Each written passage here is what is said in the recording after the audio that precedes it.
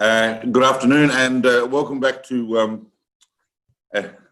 installment number 6 of our lunchtime series on Thursdays on a journey through Jewish philosophy. And today's talk, not a simple talk, as some of you may have guessed, we are progressing through the journey of Jewish philosophy at a pace. And I'll remind us that last week we looked at two important thinkers sitting really at the end of the Middle Age, at the end of the medieval period, who are developing new ideas about ways of looking at Jewish thought and philosophy, but still really belong in a medieval mindset.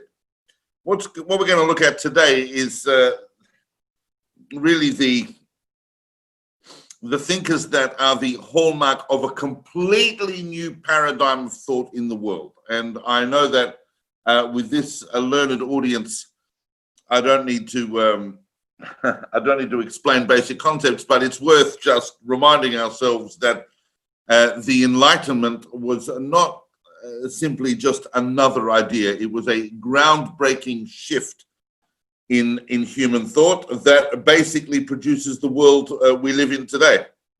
There are now the two thinkers I'm going to look at today. Well, I'm going to show you. I'm going to show you just briefly who I'm going to talk about today. Obviously, I'm going to be looking at Spinoza, and I'm going to look at Moses Mendelssohn.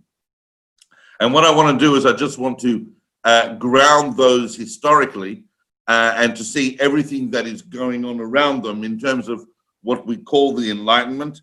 There are many different views on exactly what constitutes the Enlightenment and what its span is and what it is. So I'm going to spend just a minute or two explaining that while I wake up and have another sip of coffee. Climb into consciousness, so I'm going to have my own personal enlightenment here. Basically, the Enlightenment is a groundbreaking shift that, if we were to summarize it in any way, we could say that the grounding of knowledge in philosophy, in politics, in a great many different fields of human thought,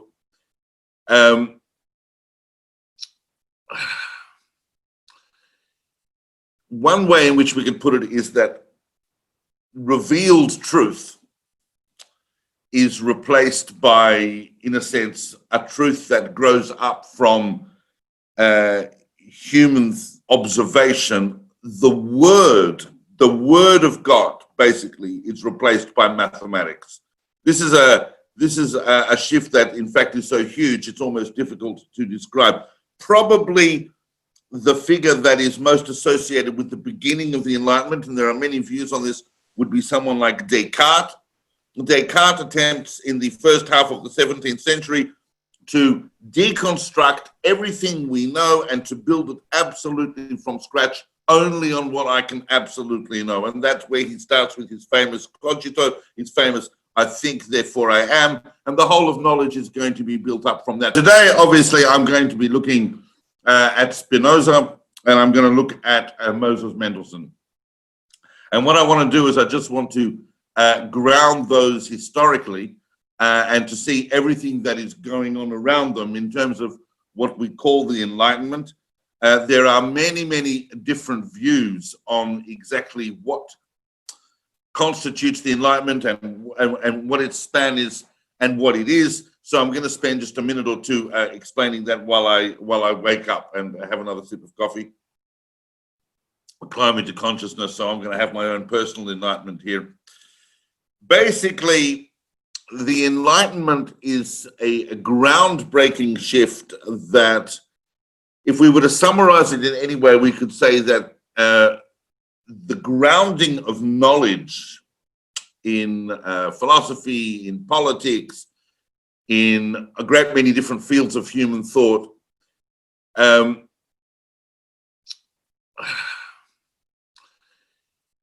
one way in which we could put it is that revealed truth is replaced by, in a sense, a truth that grows up from human observation. the word of God basically is replaced by mathematics. This is a shift that in fact is so huge it's almost difficult to describe. Probably the figure that is most associated with the beginning of the Enlightenment, and there are many views on this, would be someone like Descartes. Descartes attempts in the first half of the 17th century to deconstruct everything we know and to build it absolutely from scratch, only on what I can absolutely know. And that's where he starts with his famous cogito, his famous I think, therefore I am, and the whole of knowledge is going to be built up from that. By the end of the 17th century, we have already at Newton, and the publication of Newton's Principia Mathematica was a crowning achievement of the Enlightenment. It explained the basic, what was going to become the basics of the laws of physics. It was able to describe the motion of the planets. Newton was able to, he didn't discover gravity, but he was able to basically describe its principles. We had huge developments in political thought, Locke and so on. Leibniz and Newton are both involved in the invention of calculus. This is setting the groundwork of modern mathematics, modern science, and the modern world. But as you can imagine, people did not stop thinking about God, and people did not stop thinking about metaphysical truths, and people did not stop thinking about Jews and what we're going to do with Jews and Judaism as we move into the modern world. So that's a kind of a very, very rough background to the period we're talking about. The 17th century, which we've spoken about elsewhere in great detail, is a time of turmoil. But we are going to zoom in. Look, towards the end of the 18th century, the famous German playwright and and man of letters, Gotthold Ephraim Lessing, who we're going to talk about in a few minutes, on his deathbed, apparently, admitted that if he believed in anything, he was a Spinozist. What is a Spinozist?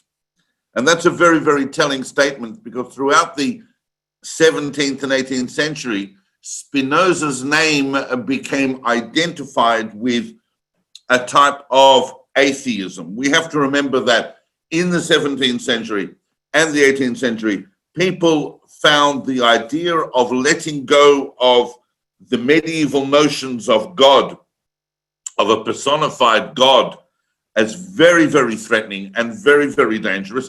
And yet the modern world was pushing that idea upon us, pushing us to determine what we could know about God in any real sense. Spinoza, as I don't need to tell you, sits on the borderline of being a Jewish philosopher.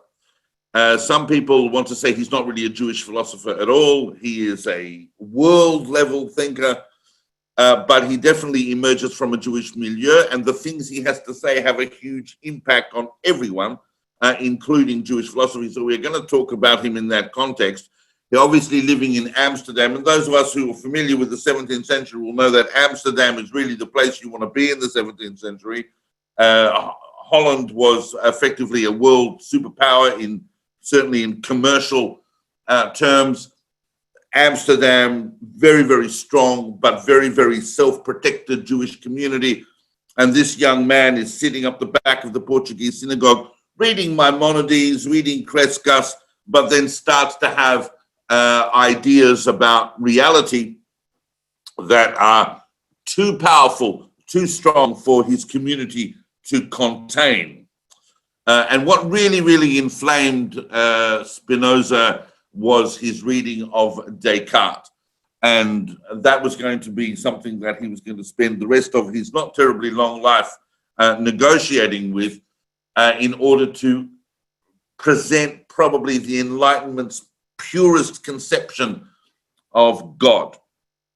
As you know, the Jewish community of Amsterdam put Spinoza in Cherem. They put him in excommunication. There are different views as to why that was the case, but there's no question that it had to do, to some extent, with his incredibly radical views. The first thing we know of Spinoza's writings, really, is his famous Tractatus Theologico-Politicus. Spinoza didn't just write metaphysics, but he wrote also about politics and about what the ideal society should look like. But in the course of doing that, he was attempting to free the state, the new emergent ideal state that was emerging from political discussions in the 17th century, to free that from the influence of religion. And in order to do that, he launched himself into revealed religion and attempted to work out exactly what is going on there. A very, very Enlightenment project, but why it was so threatening for people is that Spinoza was an extremely honest thinker and held himself at a very high ethical level. So I'm not going to go too much into that right now. That's a separate kind of topic, except that we need to understand that Spinoza sits as kind of like the granddaddy of biblical criticism. For Spinoza, the Torah was not written by God. The Torah was not even written by Moses. It was written by a whole lot of people that came after. This is a thought that is radical in the paradigms of Jewish thought. It doesn't surprise us too much today, but in the 17th century, these ideas were incredibly shocking and they needed to be absorbed. The Jewish community of Amsterdam could not absorb them, and Spinoza was evicted. And he went and he lived, he didn't become a Christian, he didn't become anything else, he just went and lived in another part of Holland. And really, we could almost say that Spinoza is the first secular Jew. In some ways, he's kind of like the first secular person, but certainly in terms of the Jewish continuum, he is a paradigm of someone who didn't have a religion that we would recognize except that his own contemplative thoughts. The book that really, really gives us an insight into Spinoza's ideas is, of course, the book that was published just after he died, which is his Enlightenment masterpiece called The Ethics. And so I'm just going to talk about that for a few minutes because that's really where I want to drive at, because I want us to be able to understand this shift. Some people will be upset that I'm spending this amount of time on Spinoza, especially since I'm still waking up and I haven't been really talking about Spinoza very effectively, but he's a very, very contentious figure because his thought is so profoundly different from anything that had come before, and because it's so effectively difficult to refute, that a lot of people find Spinoza very threatening. But what is Spinoza telling us? Having come in this completely new era, after we'd gone right through the Middle Ages discussions of trying to establish through our own speculative deductions what is philosophical truth, what is God, what is the relationship between God and the world, what is humanity, how does God know things, how do we know things, all of those, do we have free choice, and so on, all of those discussions that were troubling the thinkers of the Middle Ages, who were trying to establish, particularly the ones we've looked at, attempting to establish a place for revealed religion, such as Judaism, in the light of philosophical truth. And once those philosophical truths started breaking down in the 17th century, once people realized that Aristotle was no longer really representative of the world as they knew it, then it was only a matter of time before we started to investigate what it is we actually know about God. So let's dive in and have a look at really the essence of what Spinoza is saying, because there are many, many different views about what are the main features of Spinoza's thought. Some of it's very famous, but we really need to look at this just to isolate the key points that are going to affect Jewish thought as well. And the first thing that we know about Spinoza famously, if you were to ask any taxi driver, what does Spinoza say? So he'll tell you that in the ethics, what Spinoza is first and foremost concerned about, certainly in the first part, is the notion of God. It's not the case that Spinoza is denying the existence of God. So to equate it with atheism is a little bit of a subtle perspective. What Spinoza is telling you is that reality, all of reality, is God. There's only one substance that can possibly exist. If we're going to say that God is infinite, and if we're going to say that God is the only self-caused substance that can exist, then the only thing that can exist is God. There's no distinction within that reality between a God that sits above it and a humanity that sits below and an earth that is created by a God that sits outside of everything. All that exists is God. God is all that exists. Why this is regarded as an atheistic concept is, of course, because there is no vertical relationship whatsoever, no idea of a personal God, no idea of a God that is concerned with a moral program, with humanity specifically, or even with specific elements within humanity. Everything is God. And of course, nature is a manifestation of God. And that's what leads some people to think that Spinoza, at the end of the day, is a pantheist because he identifies nature with God.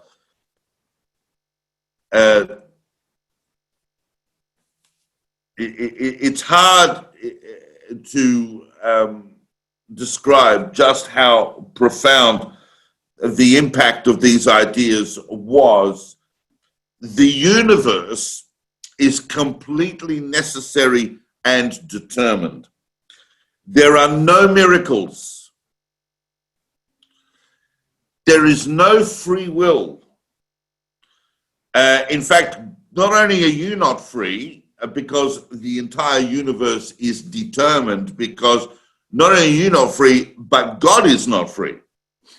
God is simply a necessary existence, a predetermined necessary existence, and you, as part of that reality that is God, have no more freedom than a rock being thrown in a particular direction will feel that it wants to go in that direction, but everything is fully determined. However, Spinoza tells you at the end of and at the end of during the Ethics, and the Ethics is a book that is constructed with axioms and propositions, because what Spinoza wants to do is take the geometry of Euclid in the way that Descartes had done and build up a picture of reality and metaphysics and truth and knowledge purely on a logical and mathematically based system. That we discover that the contemplation of reason ultimately leads to freedom. The true, or the truest, or the most fulfilling mode of a human being's existence is to contemplate reason and to understand the causes behind things and why they happen, and in fact, what's going to become what we're going to call scientific observation and understanding reality. And to live a life that is devoted to that is really the highest ideal that Spinoza can espouse. And what's fascinating about that is that if you read documents, say, written by the Rambam, written by Maimonides, you look at, for example, I was studying with someone last night, chapter 5 of the Rambam's Shmone Prakim, the 8-chapter introduction to Pirkei Avot, written by Maimonides. And Maimonides' description of what a person should be doing, spending their time doing, is extremely, almost word for word, something that Spinoza could have signed off on. Obviously, there's a massive difference between how the Rambam views God and the world and the Jewish people to the way that Spinoza does, but the end result is the contemplation of reason, the contemplation of God, which provides a person with the greatest level of inner harmony and peace and really freedom, as Spinoza understood it, free from the passions that can shift a person and blow them about from place to place. But if we contemplate the grounding of all being and realize that we are part of an inevitable, unfolding reality that we can call God, which is the only substance going on, then that allows, it's very similar to other Eastern forms of thought as well, but that allows a person to sit, in a sense, in passionless bliss and contemplation. This is Spinoza's idea of how we can arrive at this. Now, is Spinoza a kofer ba'ikar? Is Spinoza a complete heretic according to the paradigms that we laid down last week, that we looked at with Albor? And we would have to, unfortunately for Baruch Spinoza, we would have to say yes. The Spinoza makes an enormous contribution on a world level, because he is attempting to free Western thought from the encumbrances of dominating religion, which had influenced politics and influenced philosophy in every single way. But within the continuum of Jewish thought, it's one thing to have a conception of God that is total, and we have seen that and will see that later in other systems, but the denial of miracles, the denial of supernatural intervention into history, which Judaism is kind of predicated upon. For Spinoza, there's no such thing as the supernatural. All that exists is the natural, and all that exists is God. God is reality. So there's no such thing as God intervening to provide some kind of plan. There's no such thing as God intervening to effect miracles for Spinoza. And also there's no such thing really as free choice. We've talked about that, but there's also no such thing as reward and punishment. There's no afterlife. There's no plan that we're following. There's just God, and you're a part of it. And as soon as you realize that and remove your passions of day-to-day life in order to contemplate that reality, which is pure reason unfolding itself, then the happier you will be. God is the only possible substance. And in doing that, he kind of resolves a dualism that Descartes had left us with about mind, body. How does the mind and the body work in sync? Spinoza says that there's only two things that really we're accessing. One is thought, and one is extension. They're the only two things, and those things are modes of an infinite God that has an infinite number of attributes, and we're just accessing thought and extension, and that's all. We're just a part of the mind of God, basically, unfolding itself. So, as you can imagine,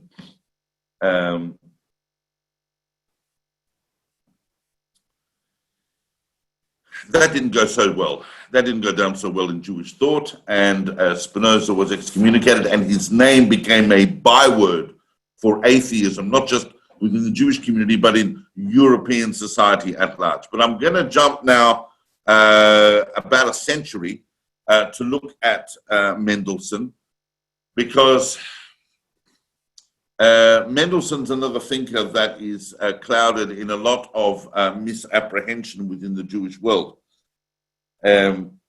By the time we get to the second half of the 18th century in Germany, the Enlightenment has taken hold in a great many places and is developing into what they themselves call and what we call the age of reason. So the idea of reason, the idea of rationality, grounded up from human observation, not from some kind of speculative philosophical truth as we saw in the Middle Ages, but from what we really see, the elements of what's going to become science of the modern era, is almost now at the level of a religion for a lot of people. The age of reason takes the concept of reason and really places it as the ultimate summation of human thinking. The challenge, however, is that what are we going to do with Jewish thought in the face of these incredible challenges? Because the Enlightenment is so profound a shift that it's going to take some very, very serious efforts to set up a thought paradigm going into and as part of the Enlightenment for the Jewish world, and that had not yet happened. So the main reaction of the Jewish world to the Enlightenment was simply to block it out and to shutter it. Jews were not trying to absorb that into the Jewish world, and nor really were Jews being pressured to do that, either internally or externally, because in the 17th and 18th century, Jewish communities are still, in a sense, on the outer of the intellectual buzz and life of Europe. That's going to change during the course of the 18th and 19th centuries with emancipation, but emancipation has not happened yet. And also because philosophy is being dominated in the 18th century mostly by English and French thinkers, and Germany is only just starting to come into itself in that respect. The 19th century is really going to be a masterpiece for German philosophy, but we're still only climbing into that in the 18th. So Moses Mendelssohn, Moshe of Dessau, was born in the 1720s, and at the age of 14, he follows his teacher from Dessau to Berlin, and he learns German, and he studies philosophy, and as a young man in a chess salon, he meets Lessing, and people are astonished because he is a Jew from the shtetl, effectively, sitting in a cafe, playing chess, able to speak German, having discussed philosophy. This is an amazing thing for people to see. A Jew who can do that. Jews were considered exotic beings that didn't really get involved in philosophy and letters and so on. But Mendelssohn was a very, very different kind of figure. And in fact, Mendelssohn's big name came about when he won an open essay competition in Germany on metaphysics, and that secured his fame. And the runner-up in that essay competition was none other than Immanuel Kant. So during the 1760s and 1770s, before Kant's real rise in influence, Mendelssohn was regarded as the primary philosopher in Germany. He was called the German Socrates. It's not just a case that, he was a Jewish guy and he did well. He was the biggest philosopher in Germany for much of the second half of the 18th century.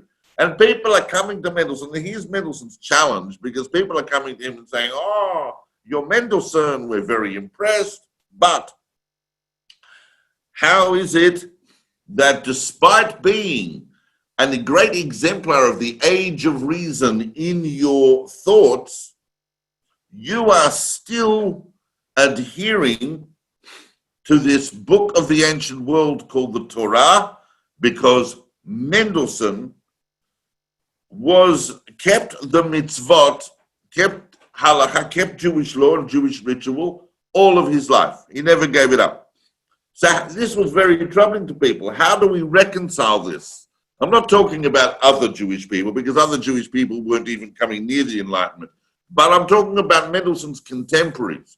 So on the one hand, his fellow thinkers from the age of reason were wanting to know why he was still involved in the Jewish religion and why he was still adhering to the tenets of the Torah when he was talking about universal truths, both politically and philosophically. And he was also under tremendous pressure from Christian thinkers, because Christianity itself in the 18th century, as the dominant religion of Europe, but nevertheless a revealed religion, was itself attempting to reconcile with the Enlightenment. The Enlightenment was extremely challenging for Christianity, and once again, the church, the Roman Catholic Church, didn't want to really know about it. But much of Germany and Holland and England, these places were Protestant. They were happy to try and come to terms with the Enlightenment, but it wasn't a simple business. And Christianity was, in a sense, seen by a lot of people as a step on the way to enlightenment. So even if you wanted to try and reconcile the Enlightenment with Christianity, Judaism was going to be left far behind. So Mendelssohn was astonishing to them that he wasn't at least prepared to become a Christian and recognize the truths of Christianity, which was so much more universal and in line with the age of reason. As a result of all those pressures, as a result of all those kinds of challenges, Mendelssohn ended up writing a book, which really, I mean, he wrote a number of books, but this particular book is just one of the greatest statements of Jewish philosophy, and in fact, it is the Jewish philosophical text of the 18th century, and in a way sets the whole tone of Jewish thought going into the modern era as to how the Jewish people are going to account for themselves in the course of modernity and in the post-Enlightenment age. I don't know if this is obvious to you, but I'm going to say it anyway, that it's not going to be the case that the Jewish people are going to say, an enlightenment. Well, that's good. I think now that we'll turn off the lights, we'll pack Judaism up in a cupboard, and we'll just go and all become enlightened universalists. That's not going to happen.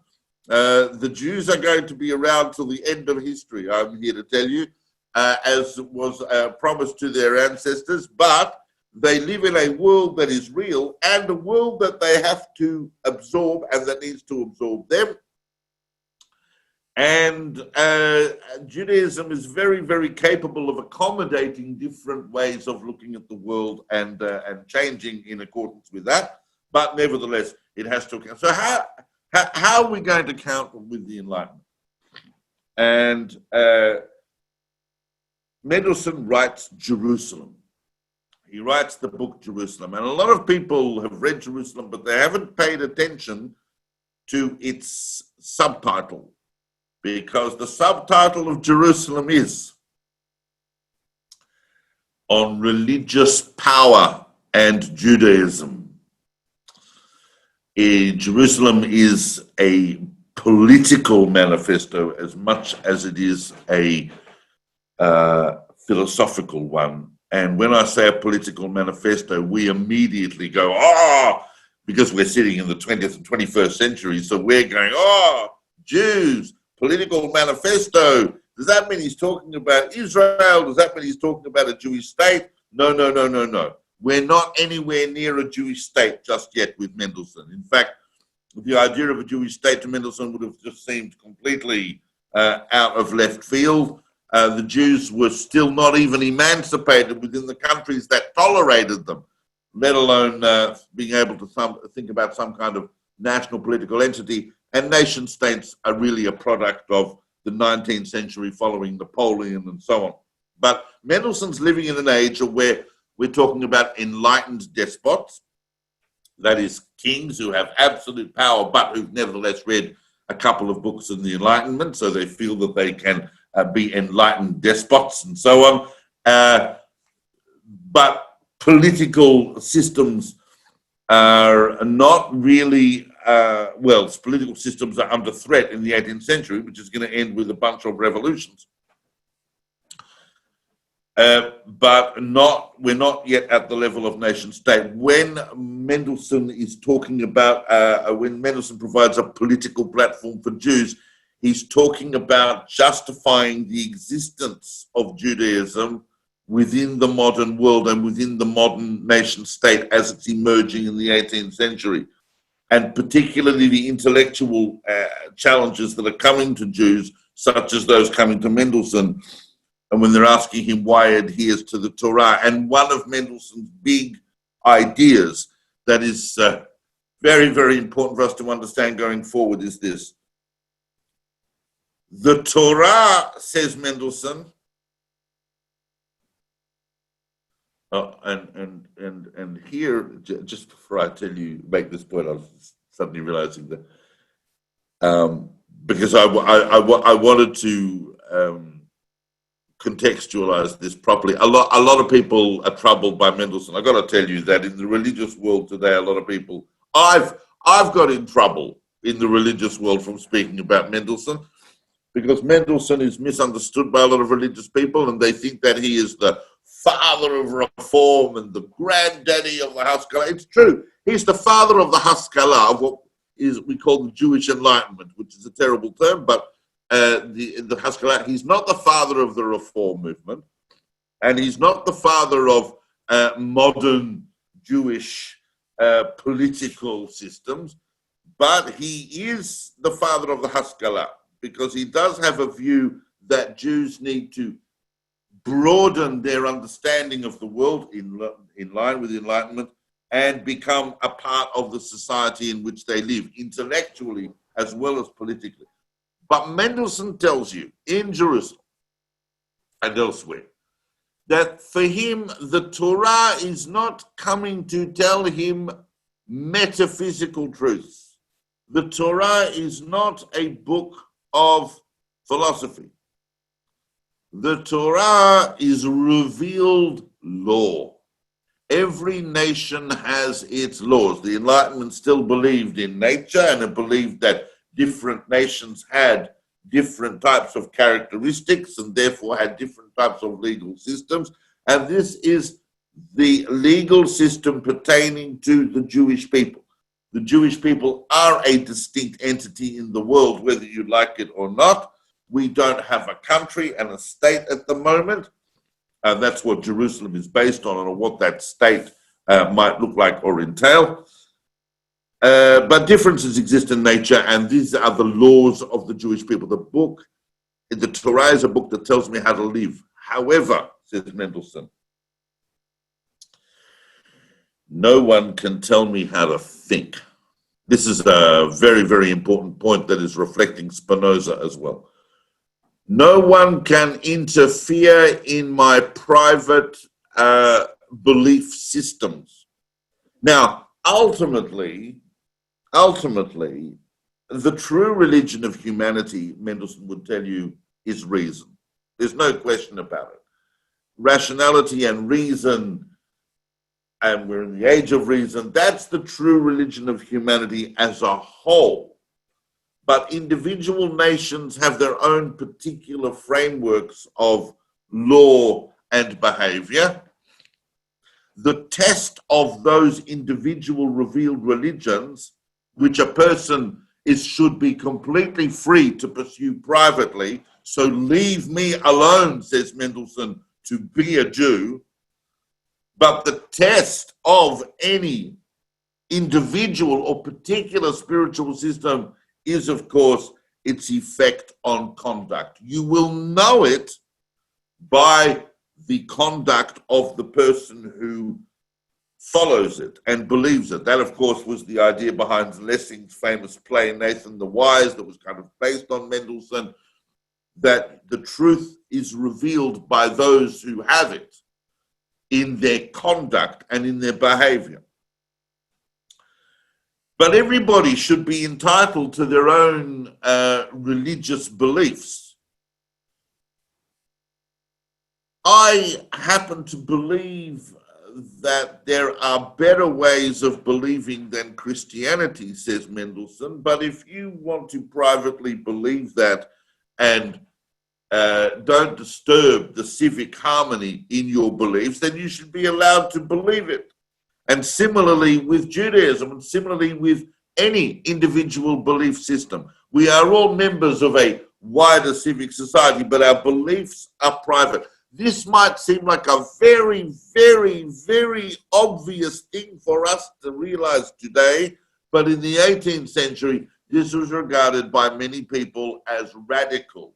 The idea that we had some kind of civic, secular persona, but privately we had belief systems that were particular and based on revealed truth.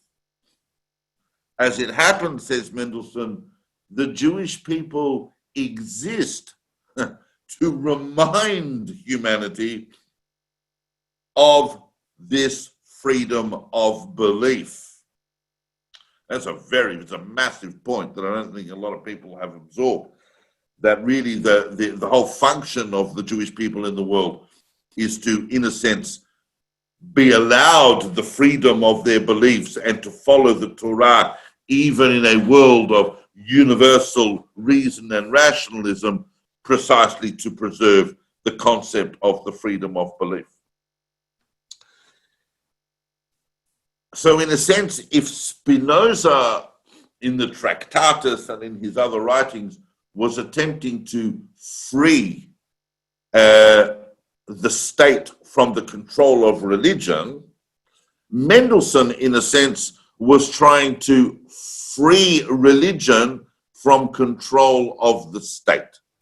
And this is a very, very, very important time to be doing this, because we're going to see over the next century or so the rise of nation states. And Mendelssohn is concerned that religious belief is able to maintain its own integrity and to maintain its own corner with that, and that individuals have the right to the freedom of belief. So long as they are contributing in a harmonious way to the civic society around them and not disrupting it. And that really also is a doorway into Mendelssohn's whole idea about how Jewish people should be learning science, they should be learning German, they should be reading literature, philosophy, and so on. That's why he translated the Torah into German, was in order to give an entire new generation access, not so much to the Torah, but to German and to German literature and so on. That's the kind of the idea behind his famous Biur. So Mendelssohn is kind of like the granddaddy of the Haskalah of the Jewish world's attempt to come to terms with the Enlightenment on a concrete level, but he also sets its philosophical tone. And in many, many ways, those ideas have been absorbed into our understanding of how we are as a Jewish people in the modern world. In other words, we go about, we're part of a society, and we respect the universal aims of that society, but we fully expect that we are going to be respected within the corner of our own religious beliefs within that society, and that we will be allowed those beliefs without interference. These are very, very important points within the construction of a political framework that can allow particularities to exist in the age of reason. So,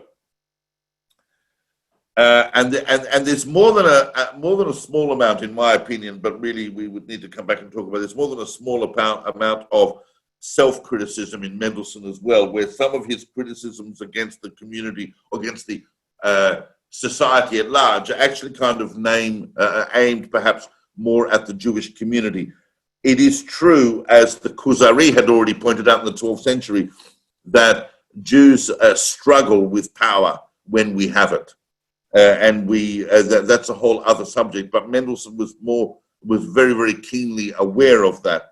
He believed, of course, in universality of humankind, but no Jew will ever get escape velocity from the fact that they are part of a unique nation that has a continuum in history, and that God is involved in that continuum. All right. but the takeaway is that Spinoza is a world philosopher who happens to come from a Jewish environment.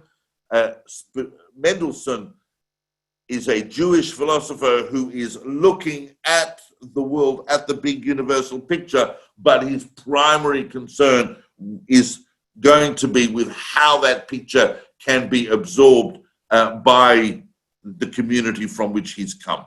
So moving forward, we will see that in the light of that, the 19th and 20th century figures we're going to look at over the next couple of weeks will all be working off that background. So it was important to cover it, and I thank you for following that.